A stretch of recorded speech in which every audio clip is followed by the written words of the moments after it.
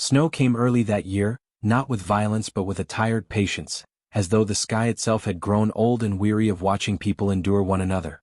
It fell in slow, deliberate flakes, settling over the frontier town until every sharp edge softened and every sound seemed to sink into the ground.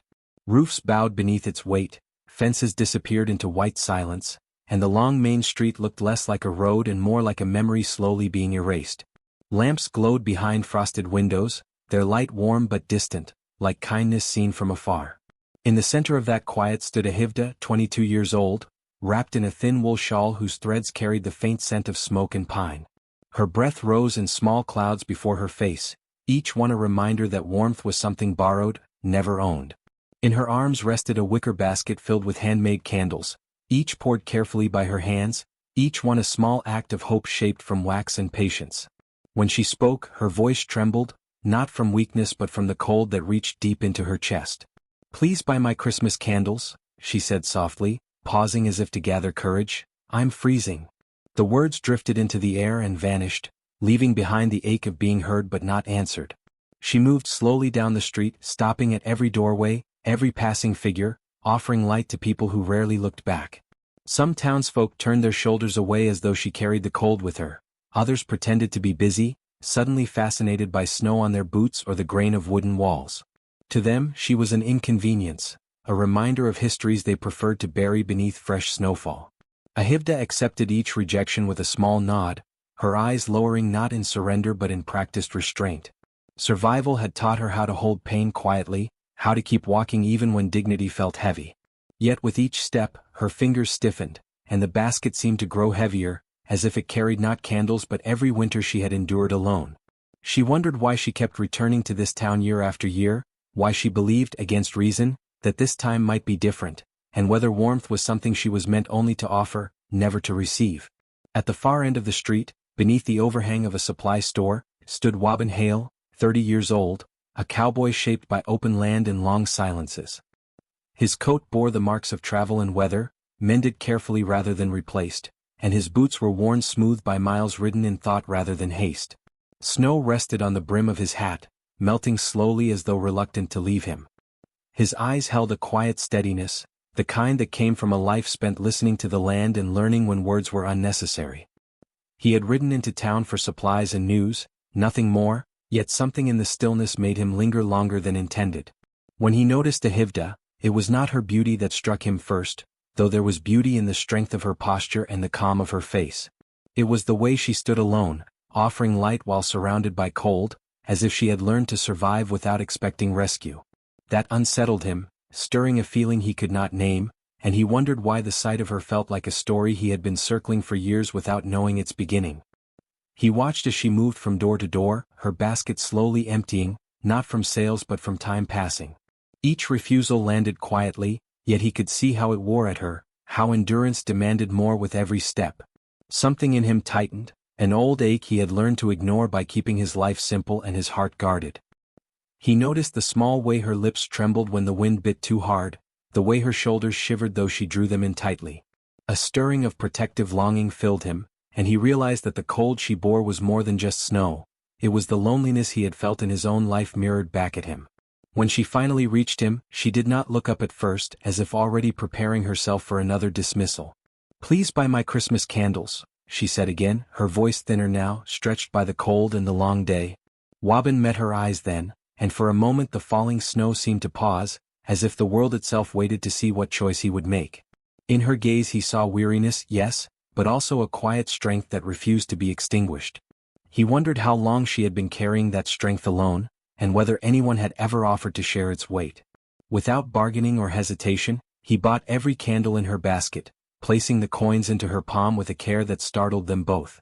Her fingers lingered around the warmth of his hand before she drew back, uncertain, as if afraid the moment might disappear if she held it too tightly. He gestured toward his horse and then toward the distant hills where his cabin rested among pines, half hidden from the world.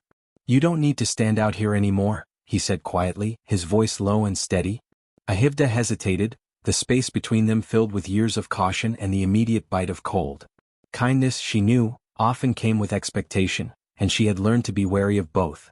Yet something in his eyes felt steady rather than demanding, and the thought of warmth pressed against her resolve until the choice felt both terrifying and necessary. The cabin was small, built of rough timber and patience, its walls darkened by years of smoke and solitude. A single window glowed with firelight, and when Ahivda stepped inside, warmth wrapped around her so suddenly that her knees weakened. She gripped the doorframe, steadying herself, overwhelmed by the simple luxury of heat. Wabin moved quietly, setting water to boil, offering her a blanket without stepping too close. They spoke little, allowing gestures to fill the space where words might stumble. She warmed her hands by the fire, watching the flames bend and rise, and wondered how long it had been since she felt safe enough to rest without listening for danger.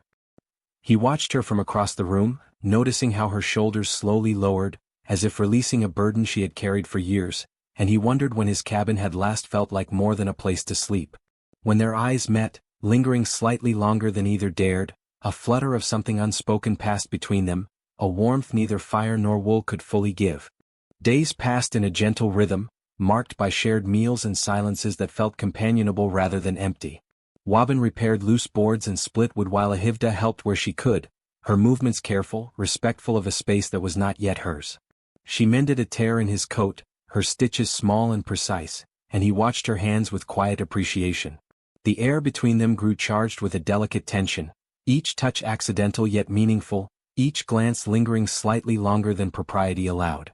At night, candles burned low, their light softening the edges of the room and making the shadows kinder. Sometimes their eyes met across the table, curiosity and desire flickering like a second flame, and both looked away too quickly, unsure of what they were allowed to hope for. Yet each morning before the sun fully rose, Ahivda gathered her basket and prepared to leave. Old habits tugged at her like invisible threads, and no matter how warm the cabin felt, she feared trusting it too deeply. When Wabin asked nothing, only watched her go with quiet concern, it left him wondering what pain she carried that warmth alone could not heal. The town did not soften its gaze when she returned, nor did it forgive her for finding shelter elsewhere. Whispers grew sharper, eyes colder, and Ahivda felt the familiar weight of judgment settle over her again. Still, she stood in the snow, selling candles that now seemed to symbolize both survival and surrender. She told herself this was temporary, that she would not impose on Wabin longer than necessary, yet each evening she returned to the cabin with a relief she could no longer deny. In those moments, as the door closed behind her and the fire greeted her like an old friend, she wondered whether belonging was something one earned through endurance or something that arrived unexpectedly and refused to leave. The answer came riding in on the wind one afternoon, carried by hoofbeats that did not belong. Kachina Red Elk arrived with men at his side, their presence cutting through the town like a blade through cloth. He had once been promised to Ahivda, back when choices were made for her rather than by her, and his pride had never forgiven her escape. His eyes found her easily, sharp with possession rather than care. Before the town could react, before Ahivda could run, he took her, lifting her onto a horse as though reclaiming something owed. There were no screams loud enough to draw help, only the sound of snow falling over fresh tracks as they rode away, leaving silence behind. Ahivda's heart pounded with fear and fury, her hands trembling as she pressed against the horse, and for the first time in years she whispered the name she had almost forgotten could hold hope: Wabin. When Wabin returned to the cabin that evening and found it empty, candles still cooling on the table, the cold that filled him was deeper than winter. He searched the cabin, then the clearing, calling her name into the trees until his voice broke. Panic gave way to purpose when he found her beaded necklace half buried in snow, its broken string a quiet cry. He knew then she had not left by choice, and that knowledge settled into him like iron. He saddled his horse and followed the trail into the mountains, riding not with rage but with resolve, listening to the land and trusting the signs it offered.